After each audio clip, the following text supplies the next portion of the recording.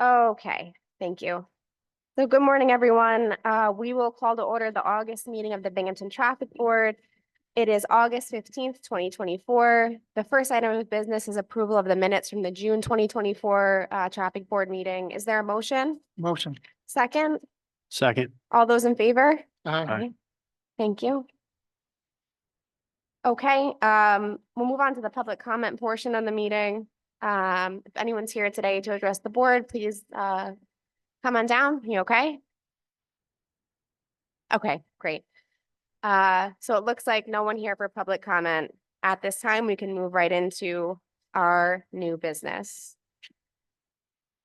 Okay, first item on the agenda, this is a request to widen the existing curb cut at 14 Market Street. The traffic division and engineering department both reviewed this application. It's essentially a request to extend the curb cut to align it with the existing driveway at the property. There were no objections from either the traffic division or engineering. It seems like a pretty straightforward request. I'm not sure if any board members have discussion or questions at this time. Okay, if not, then I would look for a motion to approve the request as outlined. Motion. Is there a second? Second. All those in favor? Aye. Any opposed? Okay, this passes. Thank you. Okay, next up on the agenda is a request for no parking here to corner signs on both sides of the entrance to the parking lot at 435 State Street. This request comes from the Binghamton Housing Authority. Their Canal Plaza apartment building is located at the property at 435 State Street. So the Housing Authority reached out and said there are visibility issues essentially for drivers exiting their parking lot when there are cars parked on the street next to the entrance. The traffic division went out to take a look. Sergeant Music he wasn't able to attend today, but he sent his review over. So essentially there is no nearby corner there. So the request for a no parking here to corner is not really one that would make a whole lot of sense. What the traffic division is recommending essentially is to make that side of the street no parking from the entrance to an established distance away on the side of the street where the parking lot is only. I asked BMTS if there was a standard distance that makes sense from driveway entrances to sort of ensure that the visibility issues that the Housing Authority has raised are addressed when we make a change. And I think it's for intersections, it's 30 feet. Is that right? Okay. What the traffic division said is that there's plenty of on-street parking on the other side of the property. There's the business across the street there. So it shouldn't impact customers if parking on that side of the street is kept as is. But I think the general recommendation then would be on State Street on the side where the entrance to 435 State Street is, would be to make that no parking from the entrance and 30 feet down away on both sides. Any thoughts on this or any discussion, questions from board members?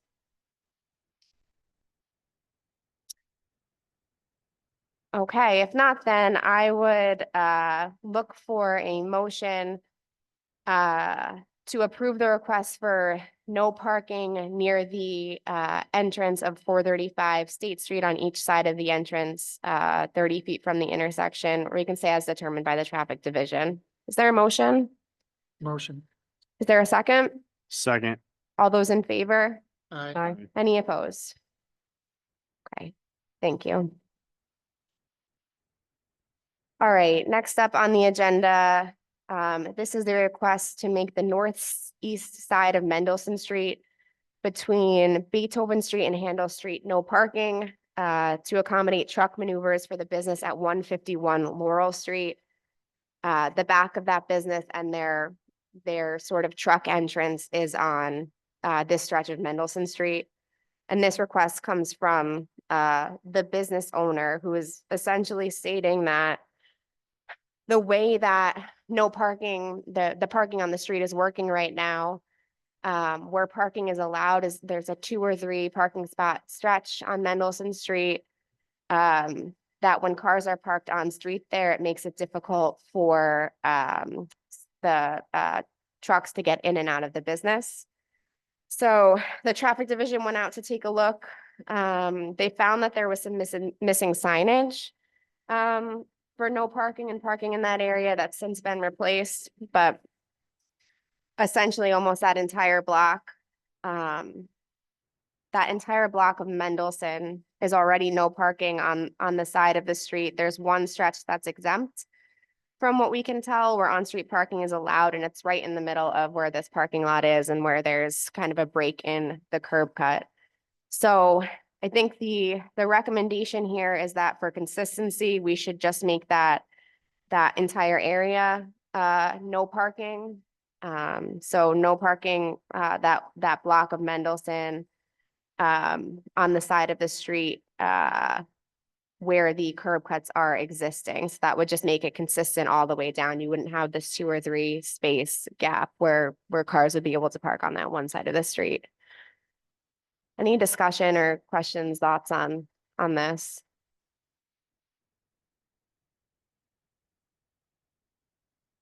Okay, Many businesses are over there? Sorry, I'm trying to. so it's residential except for it's Bates Troy that's making the request. And they're having issues with trucks accessing their parking lot there. So on the other side of the street where there's also on-street parking allowed, it's just residential. On the Bates Troy side, there's like one small stretch where there's like 2 or 3 cars are able to park where there is a break in their curb cut for the parking lot. So this would just be making that whole side of the street consistently no parking. Sure. Okay, so if no discussion on this, then I'd look for a motion to approve the request to make it be the northeast side of Mendelssohn Street between Beethoven Street and Handel Street, no parking. Motion. Is there a second? Second. All those in favor? Aye. Aye. Any opposed?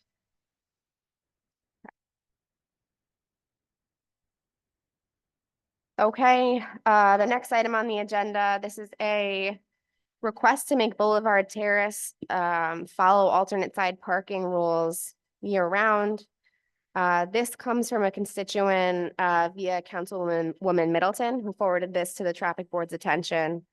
The resident who sent this in is essentially saying that Boulevard Terrace is a narrow dead end street and doesn't allow much room to drive when cars are parked on both sides. Neighbors at the end of the dead end raise concerns if cars are parked on both sides, that it's extremely difficult, if not impossible, for emergency vehicles such as ambulances or fire trucks to get through. So traffic division went out to take a look. The report from Sergeant Music is that the traffic division confirmed the street is in fact much too narrow for vehicles to be parked on both sides and still allow access by emergency vehicles.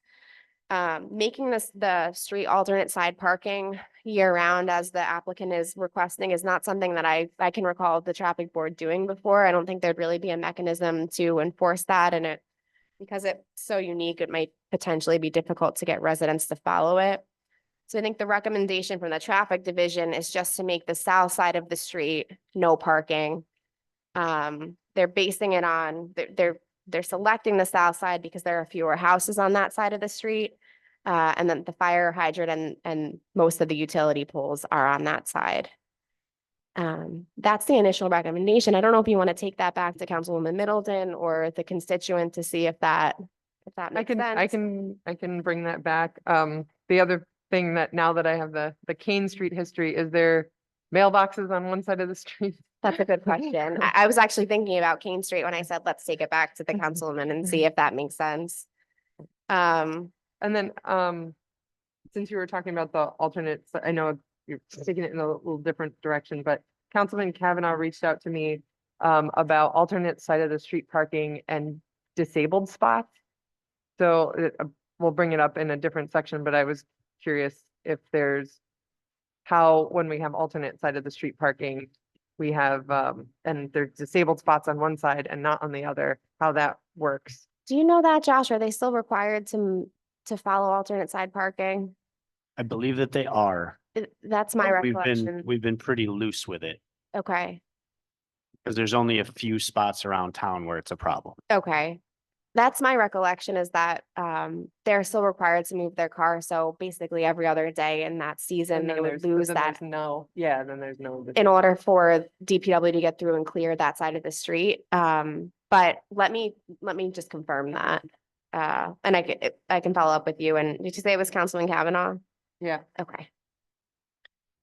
sorry, well, I was thinking about it. No, that's okay. And Megan, the Boulevard, or I'm sorry, Boulevard Terrace, all the mailboxes are on the houses unless anything's changed from the Oh, last Google okay. drive by, so Okay. that shouldn't be an issue.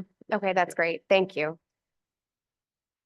Councilman, would you prefer we hold this over and run this by Councilman Middleton? Yeah, that sounds good to me. All right, so I'd look for a motion to hold over then. Motion. Is there a second? Second. All those in favor? Aye. Aye. Any opposed? Okay, thanks. Okay, the last item on, under new business. 8 Blanchard Avenue. This is a request from the resident of the property for a curb cut on the east side of the property, for the purposes of installing a driveway. There is currently no driveway for 8 Blanchard Ave. So, the engineering department was out to review this request. Thank you for that. I will just sort of summarize what the engineer found. So they found adequate space for a curb cut on the property. However, they noted that behind the sidewalk on the private property, the homeowner would have to remove shrubs and bushes along the side of the house so that there would be room for a driveway parking spot 9 foot wide and 18 foot deep, which is the minimum for a parking space.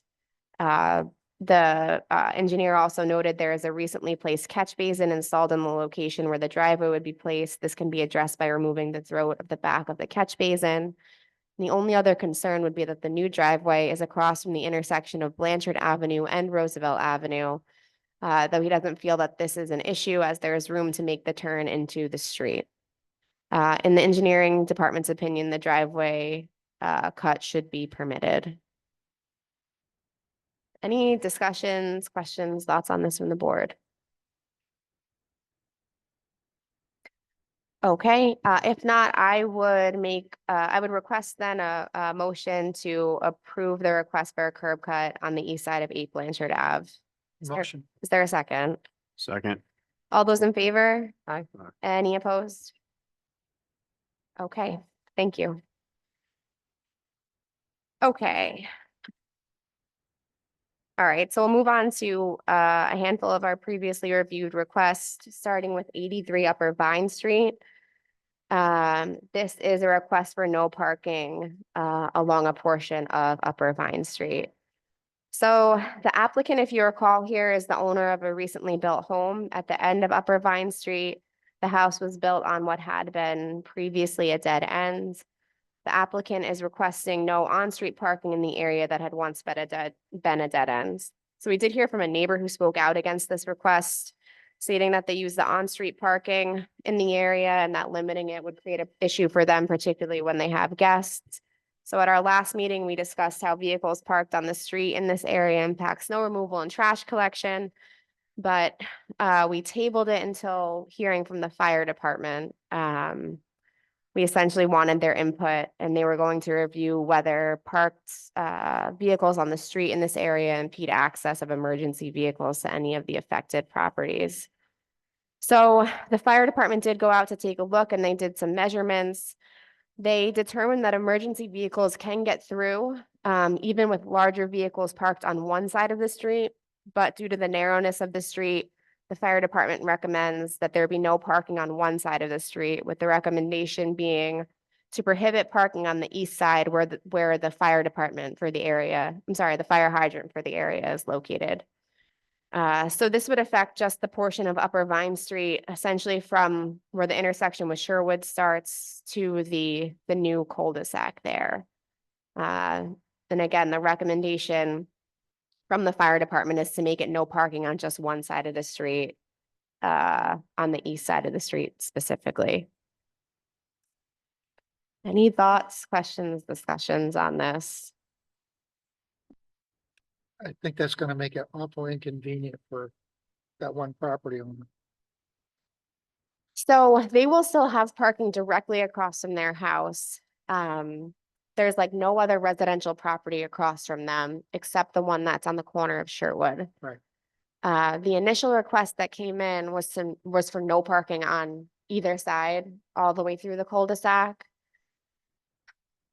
I think I'm trying to weigh the inconvenience for the one neighbor with the other, basically. This has been a kind of a tricky neighbor situation, but It is, but you have a person that built a house and now they want everything changed up there.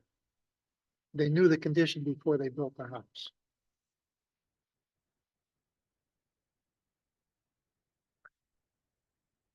yeah, I don't disagree. Just I think my You know, they ultimate, requested sidewalks, she's done everything.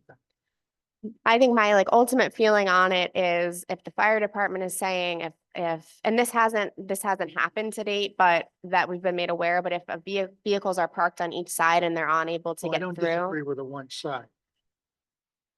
that's where my concern would be. If they said it's not an issue, we can get our fire trucks through either way. We've kind of talked through it already with snow plowing and trash, and you guys are kind of making it work as best we can. But I think just to protect against the event that there ends up being that sort of recreational vehicle parked on the one side of the street and then a car parked on the other side and can't get a fire truck through. It seems to be we'd have to make at least one side where you're unable to park. Yeah, I agree with that. Okay. I So think what, Josh does too. what happens there with alternative side of the street parking, since the one side's identified because of the fire hydrant? Is there a problem? I think the fire department was just saying it would make sense because you're losing the parking spots in front of the hydrant anyway, to make that no parking all the way through. But just like other alternate side, it would just follow as the other alternate side parking does. Thank you. Any other thoughts or discussion on this? You good with that, Josh? I'm fine with one side, yeah. And I think too, especially going into the snow removal season, we should monitor it. And if there are any issues with cars parked on the street where we're unable to plow or keep us posted, we could bring it back to traffic board if we have to make changes to it. Since we've been up there and cleaned up the street and widened up a little bit, it was a paper street for a long time towards the end. It's definitely in better condition now too, so it's easier to maneuver stuff in there now. So like you said, let's monitor it through the winter and I'm fine with the one side. Okay. All right, so then I guess the recommendation would be for no parking on the east side of Upper Vine Street from the intersection with Sherwood to the dead end. I'd look for a motion. Motion. Is there a second? Okay, second. All those in favor? Aye. Aye. Aye. Any opposed? Okay, that passes. Thank you. And just, like I said, just keep us posted on feedback from the departments. Okay, next up, this is 187 Clinton Street. This is a requested review of various curb cuts on Clinton Street, Jarvis Street, Hudson Street, and Slauson Avenue. This is part of the affordable housing project at 187 Clinton Street. We held this over last time because we were waiting for more feedback from the developers on the extent of the plans there, which I believe we got. Did they send that over?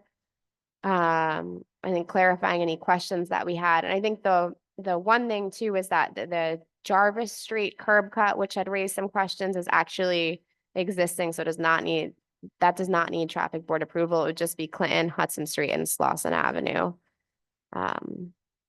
Does that sound right, Tito? Okay. Any discussions, further questions on this? I don't think I've seen where they are. Did you send this to us? It was a site. Okay. Do you need time to review it, Ron? Yeah, do we have time to hold it over? I think that we do, Tito. Is that won't delay anything? I don't think so. Okay. All right, Give we'll, engineering a chance to look at those curb cuts. okay.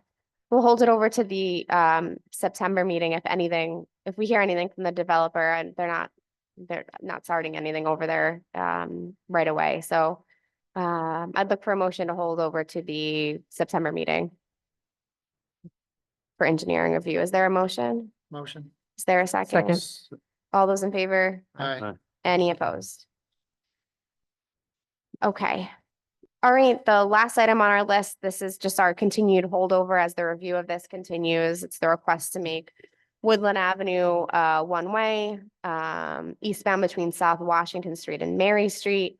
We have sort of identified just generically before the winter season for a decision on this. I think before alternate side parking rules take effect is generally a good target. I've not received any more feedback on this since the last meeting that a number of residents attended and shared their feedback. I would just say if there's anyone out there who still wants to weigh in on this, we have heard a great amount. Please reach out to the traffic board or your councilwoman who's also the traffic board rep. I don't know if there's anything. I was curious, Commissioner Flutie, we had a conversation. Were you able to reach out to any folks who are truck drivers and in hilly areas, if there's other things they've seen in other communities? So I've talked to a few people. I have friends in Colorado. They basically said we have a lot of stuff like that. We typically don't see a lot of houses at the end of our hilly places. Where we are it's more of a newer development and they've learned not to put a house there. And it's just, it's a problem and there's no real good way to resolve it. You just have to play the hand that you're dealt in every situation. Thank you for following up on that. Appreciate it. Other thoughts or questions on that? Okay, if not, I'd look for a motion to hold over to the September meeting. Motion? Is there a second? Second. All those in favor? Aye. Aye. Any opposed? Okay, briefly, I just wanted to give an update. BMTS has been kind and generous enough to help the city out doing a walking audit of Leroy Street, which took place, which has taken place since our last meeting. There's a phase 2 of that covering the portion of Leroy Street, the eastern portion of Leroy Street that will look a little bit different when the college students get back in town. So that's scheduled for a few weeks out.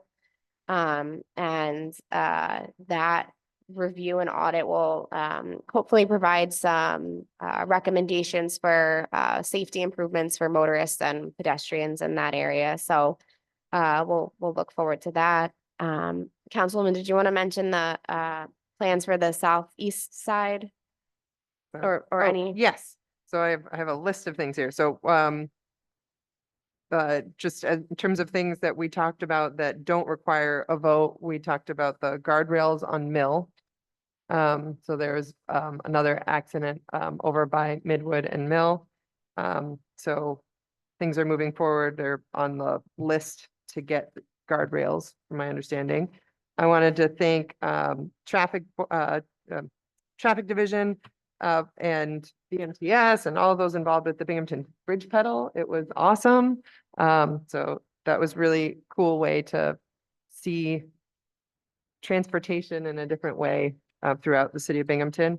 The Marabido, the sign went up for the no turn, no left turn from 434 into Marabido. I did want to note that I do still see people, even with the signage, still doing that. I think we have additional signage going up there too. Okay, and I did notice that Marabido put up their sandwich board sign attached to the no left turn sign that advertises the drive-through that the sign is telling you not to turn into. Yeah, so I They've just, since taken down the arrow. I don't know if you've seen that. The traffic division went out there and they sort of scraped off the arrow. okay. But I think. I'll that take a warrants closer peek, further- but yeah. I was wondering if there's a bit of mixed messaging going on there that might be confusing people. And then as you were mentioning, Chairman Hyman and I are doing a walk Tuesday at noon, from the old Wise on Conklin Ave to Wise on Robinson, to start to collect a list of things that we experience as walkers going from there to there, and other traffic related things that we might see, since that is basically the route for people without cars, so people that are biking and walking.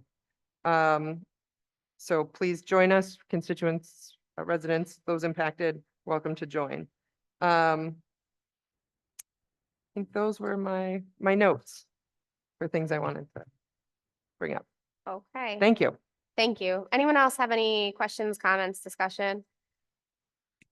All right, if not, I'd look for a motion to adjourn. Motion. Is there a second? Second. All those in favor? Aye. Aye. Okay, we are adjourned. Thank you, Thank you. everyone.